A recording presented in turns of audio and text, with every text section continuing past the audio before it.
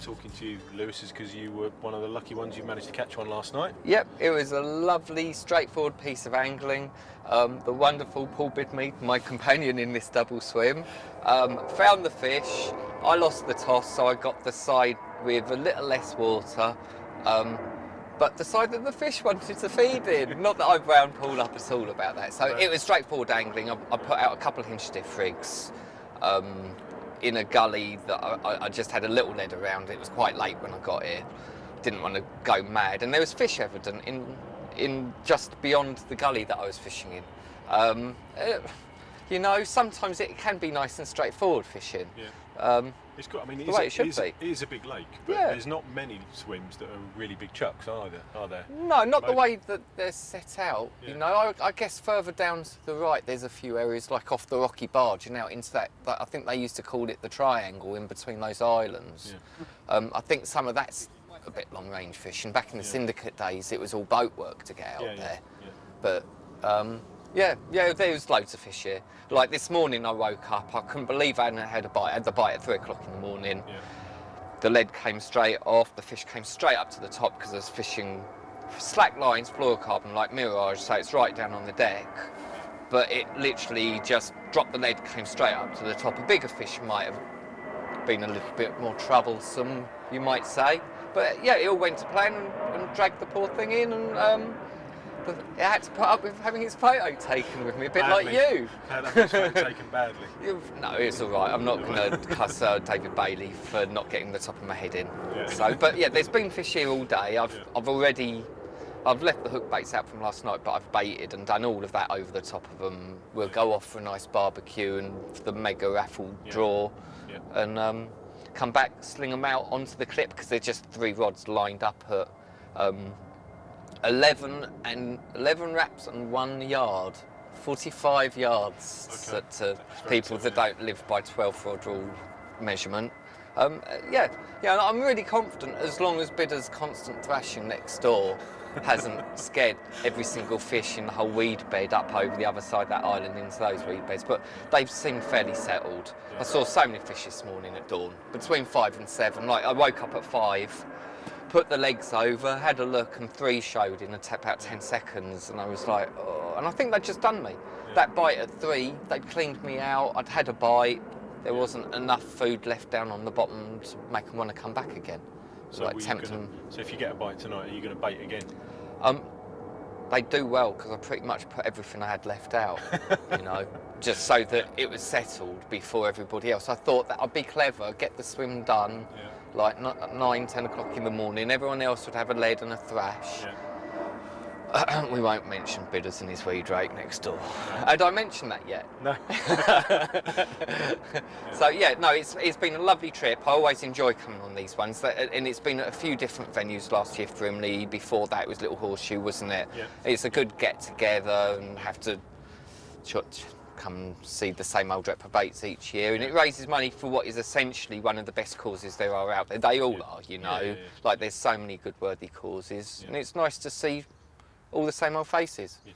So, but on behalf of Lucy's Bowl, I'd like to thank you and for Gardner for all the support you've given us over the years. Even when you haven't fished, you've still given us loads of stuff. Very hard to say no to Keith. Yeah, hence why I'm on video, and I'd really rather not be doing. Yeah. But our pleasure. We always like to help out. It's a good cause. So, thank you. Cheers.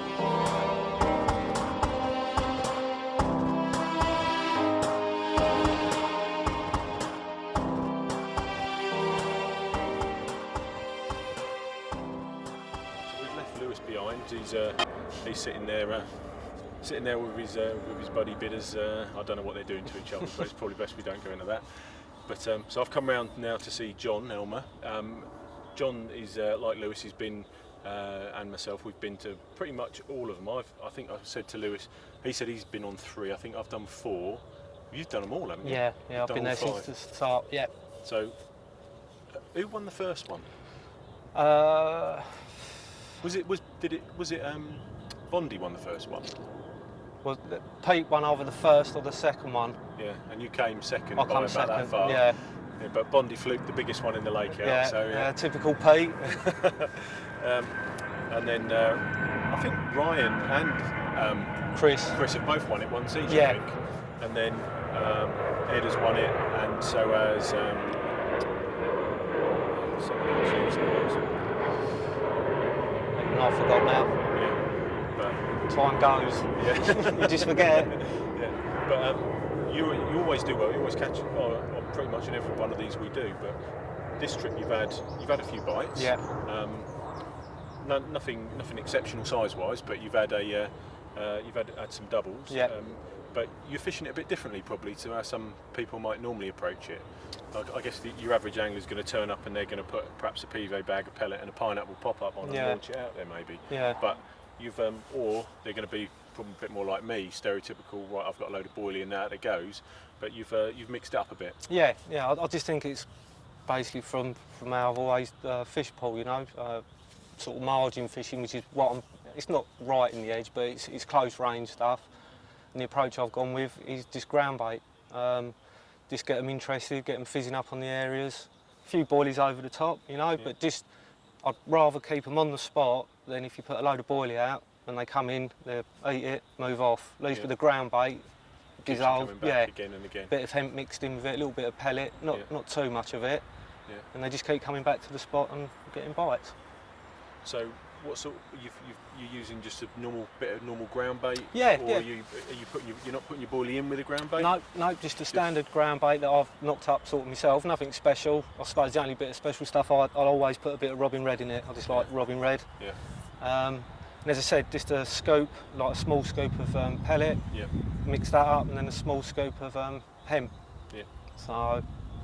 But it seems to be working well. They've been bubbling on the spot. Yeah. They've been. You've had 4 or 5 bites. Six bites, yeah. right? So you've had a few bites, yeah. And they certainly seem to have responded well to it. Yeah. This particular end of the lake is the railway end, isn't it? Yeah. This is sort of the more shallow end of the lake, yeah. isn't it? And the edges are quite silty, aren't they? Yeah. And it's not very hard silt either, is it? No. So I noticed that you're using light leads as well. Yeah.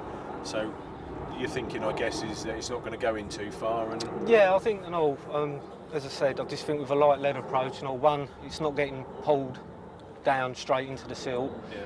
There's a lot of fish in here. There's quite a few doubles and all. Yeah. And I just thought, fishing with a lighter lead rather than making them bolt, you get more of that breamy take. With the smaller fish, they're always going to bolt and scamp, where the big ones will tend to plod off. Yeah. And you're fishing quite close to a snag, aren't you? So yeah. You don't want them to go too far. No, do you? that's it. So yeah, well, it seems to be working okay so far. Yeah, not too bad. I think you were one of the other lads. He had a 34, I think it was earlier. Yeah. So, but other than that, I think one more fish and you'll be in the lead. So no pressure. You've had a couple just today. So we're going to be going up for the barbecue in a minute. Yeah. But, when you get back, get that rod out there, and hopefully you'll be in the lead by the morning. hopefully something will happen. Yeah. So we'll hopefully see you a bit later. Maybe we get some of it on video. Yeah. All right, folks. Cheers, mate. Take care. 583.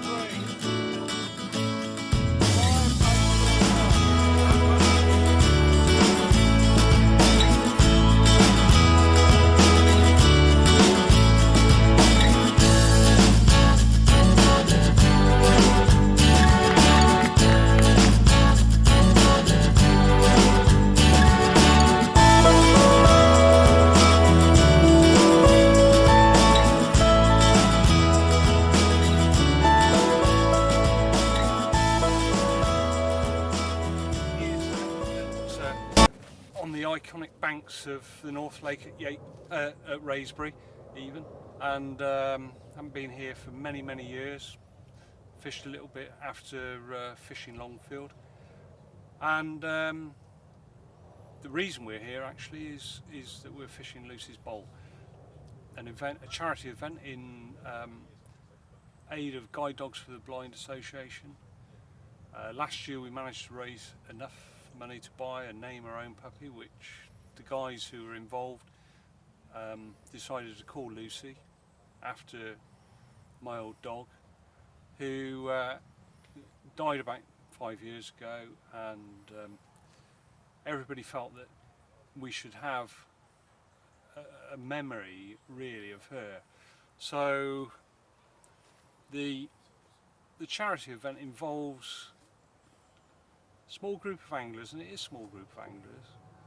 Some who never met Lou, some who've known her for years or knew her for years, and we all felt that it was good to be able to remember her. She's got a legacy, and that legacy has turned into being able to provide people with impaired sight this wonderful opportunity of beginning a new life with a guide dog. Without charities, charitable aid such as the Guide Dogs and the Blind Association, these dogs, which cost about £50,000 in terms of their life expectancy from conception to retirement, it just wouldn't happen. And it's so important that we give the opportunity for people that have impaired sight, etc., the opportunity to live a fulfilling life. The fact that Lucy's legacy lives on, I think is brilliant.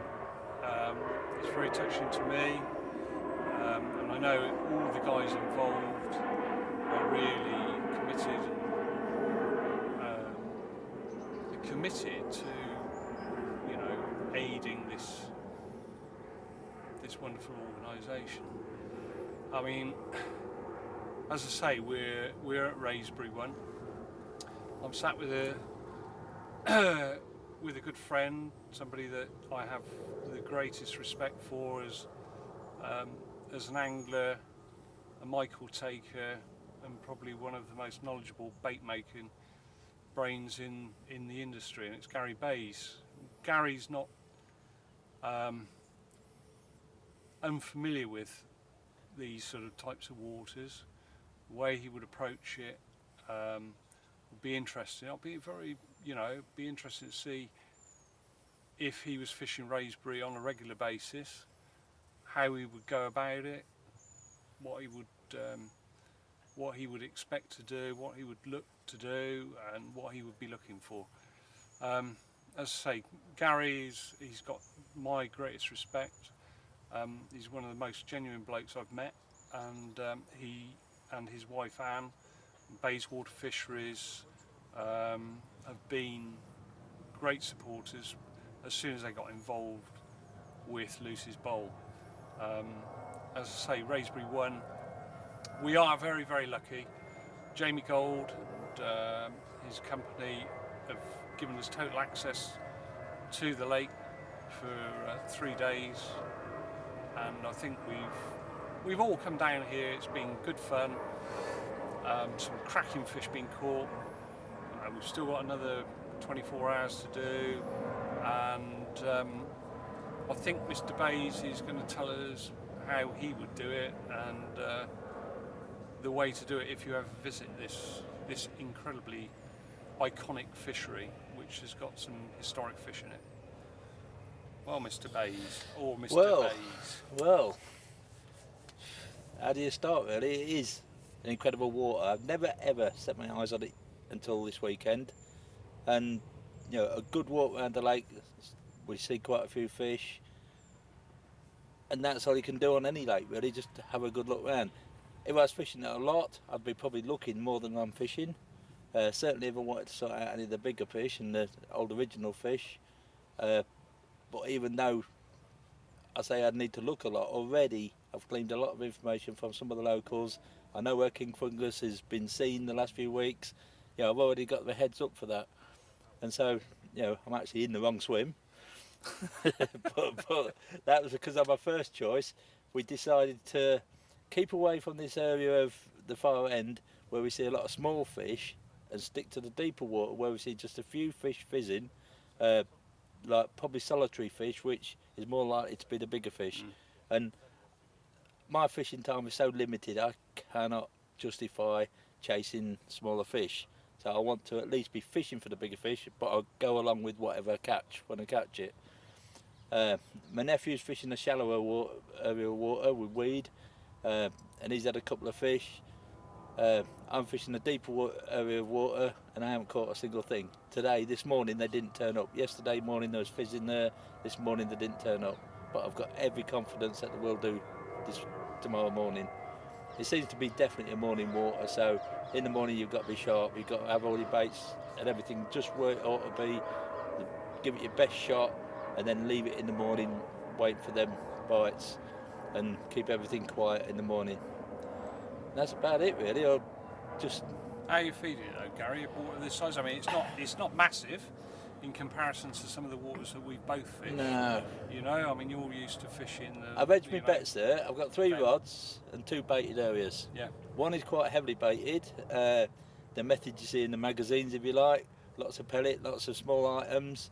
Because this fizzing was what was going on. They weren't feeding on big things. I was digging about for little things. Yeah. So, and I've got quite a small hook bait in that area. And then the other area I'm fishing how I normally fish on a lot of waters. It's body only approach. Yeah. Mixture of 15s and 20s, mostly 20s. Because of the weed, I'm using my glugs, which are designed to disperse upwards, slowly dispersing the flavours upwards into the upper layers, which in weedy waters has always done me good. You know, if it's non-weedy, you don't particularly need the glugs. But like where it's weedy, things are getting locked up in the weed and the silt and everything, and you need that little bit of extra help. Liquids, you know, are a really big help in fishing, and like a lot of people don't use them enough or properly. So, you know, two double barrel method, and like 2 rods on the body only approach, because I'm always more confident with a bigger fish like that. 1 rod on the small pieces of bait approach. Fishing slackish lines, long drops on the bobbins, looking for action. I got quite a lot of line bites on one area last night, and I'm actually already baited, and I'm going to fish a lot closer on 1 rod. I also got some bait on a couple of visible areas in the margins, and all that bait was gone in the morning. Now, whether or not it was the tench or the small fish or whatever, but it was too deep for swans, too deep for anything else, and it's all gone. So, but the bait was chopped up, the sliced boilies, and I do know the naturals sometimes eat that away as well overnight. So I'm not saying it was just carp, but like the thing is, there have been quite a lot of bites around the lake as well. Yes. You know, some corking fish caught as well, and that. So you're confident for an early morning rise bite? Absolutely. Yeah. Absolutely. Yeah. I'm actually out of lay-in yesterday or this morning rather, because I've been working long hours and late nights, early starts and everything. And I actually had a lay in till 6 o'clock this morning, and I missed a lot of fish showing, by the sounds of it. My nephew had already caught one before I got out of bed, so I'm not going to do that again. No. I've had my rest, early-ish night tonight, and you know, be on them first thing in the morning. And I do that most of my fishing, to be honest. I go to bed as soon as it gets dark. Yeah. And I'm up at first light. And watching and waiting. yeah, the mornings are the time when you see things. And this morning there haven't been. All the bites was this morning. Yeah. There's one bite yesterday, wasn't there? Yeah. John had a bite. John had a bite. Yeah, late afternoon. Snuck one out of the margins. Yeah. Water to come back to? Yes, I'd definitely come back to this. I like these biggish lakes. I would like a few boat privileges and things like that, but like that's not to be. Not to be at the moment. Not to be at the moment. No. I like this lake. I like this lake a lot. And I didn't know if I would or not, because it's steeped in history, and I'm not an history type person. I fish lakes with no history, and some couple of lakes I've made the history, helped make the history. And I'm not really keen on going backwards in time too much, but you know, I don't know what was in here. I didn't know what was in here until this weekend, really, and I'm quite impressed with the fish stocks. And it's definitely, it's going to be a lake for the future. This, and I'm glad I've been here. Yeah.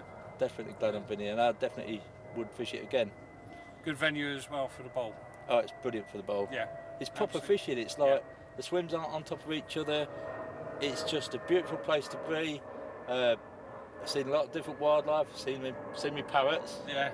Every time I come to this area, I keep my eye out for the parrots. I've seen tree creepers. I've seen woodpeckers. I've seen a lot of different wildlife. I sit there with the binoculars, watching what other anglers are up to, and watching the bird life and everything. and totally secure. Yes. In comparison yes. to the old days. Yes. Certainly when, The old days. It's, you know, I come down here, you know, Yeah. and so you've got that. That's which is important today as well, isn't it's it? bailiffed well. It's Yeah. There's always a bailiff about. There's always somebody about who's And they're helpful as responsible. well, aren't they? Yeah. They're really, really. Oh, they good want doing us that. to catch a fish. Yeah. I They think really that's want so us to catch a important fish. as well. You go Yeah. to some waters where it's like it's almost a sin to catch the fish. Yeah, And I absolutely. can't be doing with that. Yeah. Yeah, well, my water's on education rather than rules. Mm. You know, and like that's how this needs to be run. Mm. Yeah, I think you know, Jamie and his team really, really on it and very helpful. We've been made extremely welcome, and it's you know, Wraysbury 2015. It's given the opportunity to Lucy's Bolt raising another puppy for. Oh, good amount of money, I'm sure already. Absolutely. I'm sure already. Gary, always a pleasure, mate. See you, to fish with you, Yeah. talk to you, and have the Michael taken out of me from you. That's what it's all about. That's it. Yeah. People forget you're supposed to enjoy your fishing. That's it. If it Enjoy could be it. at somebody else's expense, all the better. Yeah. Anyway, mate, Yeah. as they say, be lucky. Yeah. All right.